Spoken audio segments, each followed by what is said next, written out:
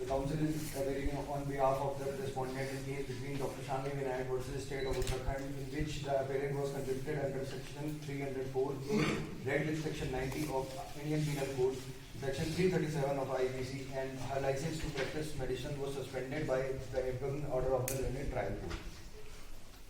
There are 4 issues in the appeal, wherein I shall be dealing with the issue number 1 and 2, and my co-counsel shall be dealing with the issue number 3 and 4.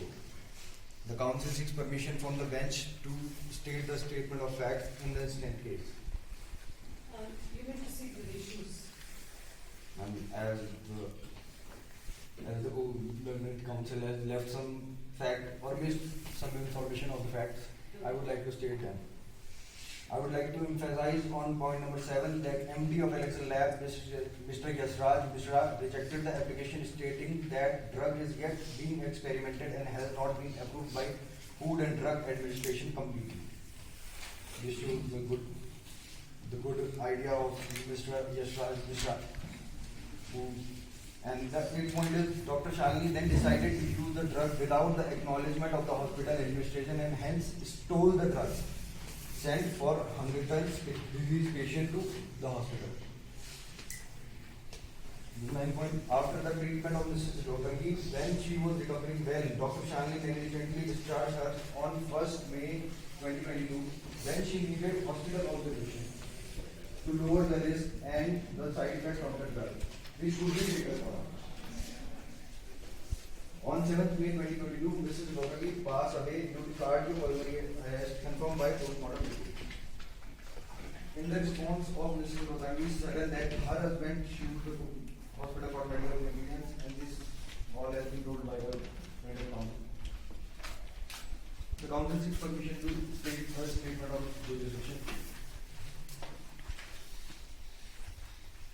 The respondent is challenging the jurisdiction of the appellant filed in the Honorable High Court of Uttarakhand under the section 374 of CRPC. Section 374 of CRPC, appeal from convictions. It pertains the right to appeal in the High Court against the conviction of the Court of Session.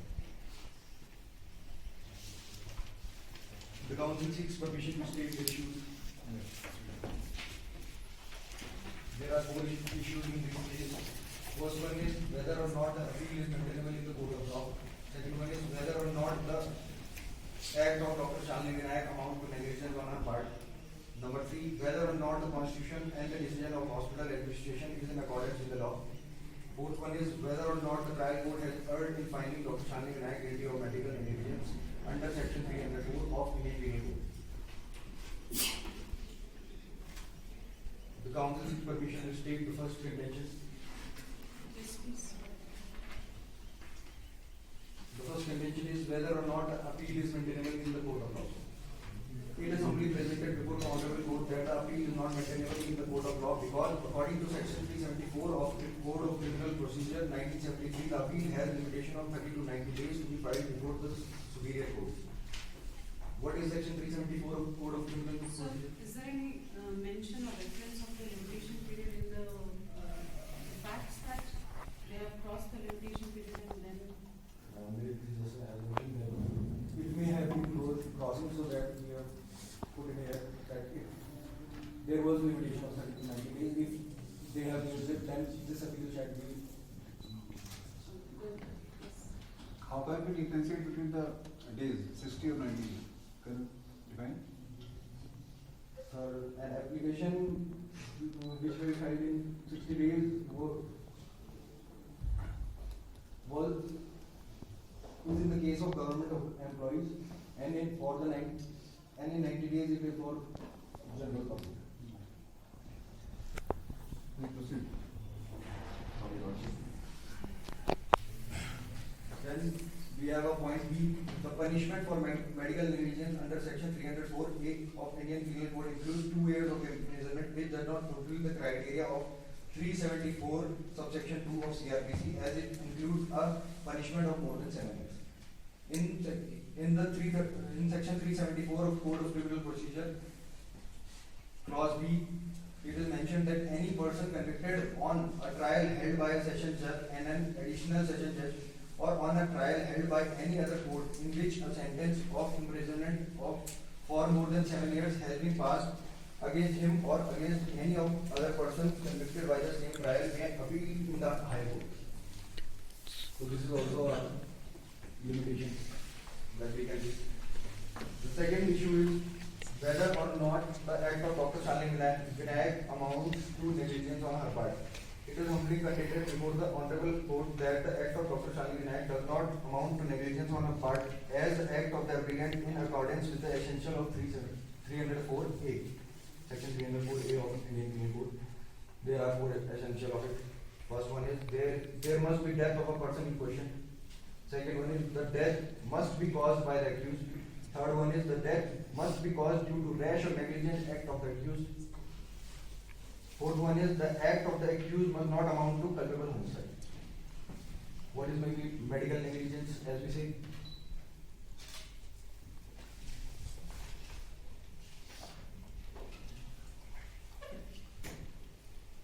Section of Medical negligence, sir, I am putting by Halsbury Law of England 4th edition, which is accepted in Kushum Sharma case.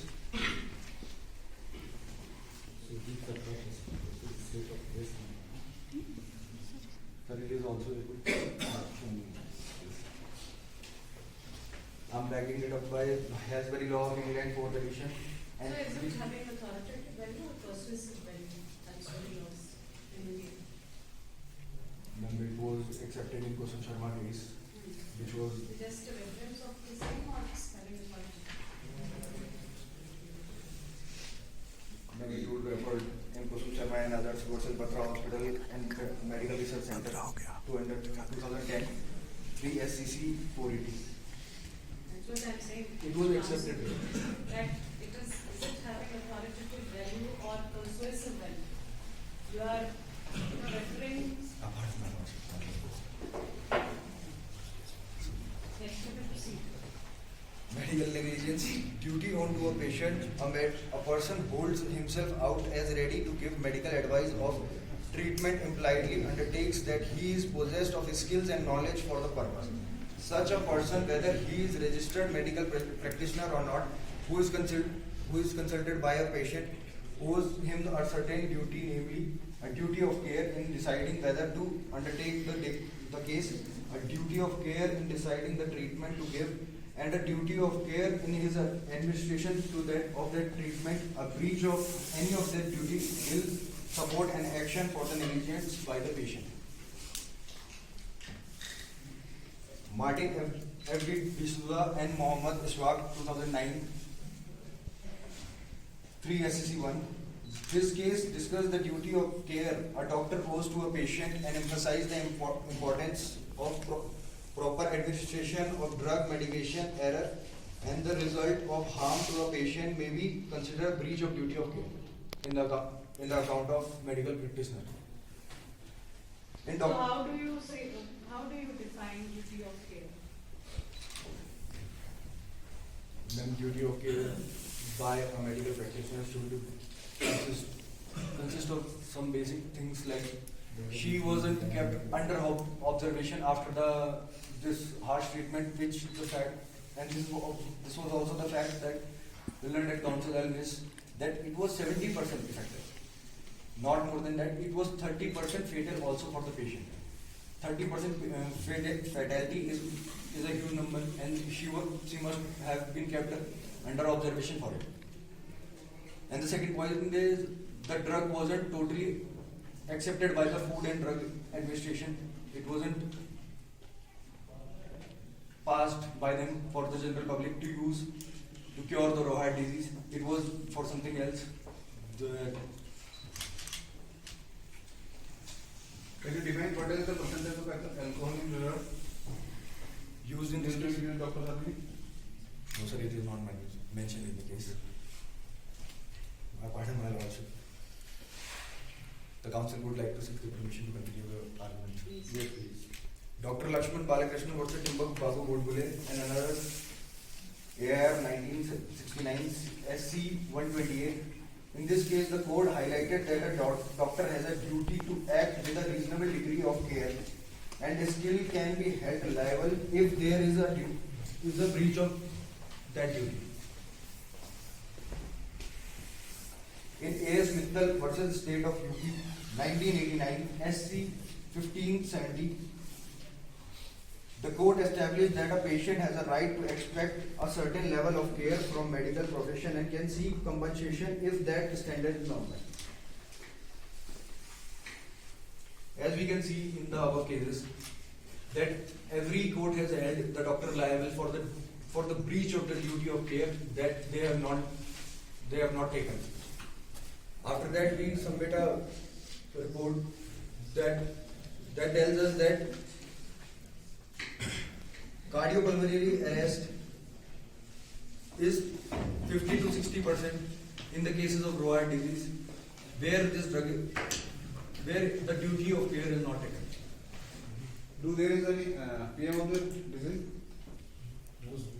Postmortem. Yes, sir, it was there, but it is not clearly mentioned that it was done. It was by this disease, by this medication. But it can be assumed as it took place after some time that she was given this drug. That Was was it mentioned or not? no, sir. No, Lordship. So, Lordship, this was my part. I would like to seek permission to call my co-counsel to the dice. Yes.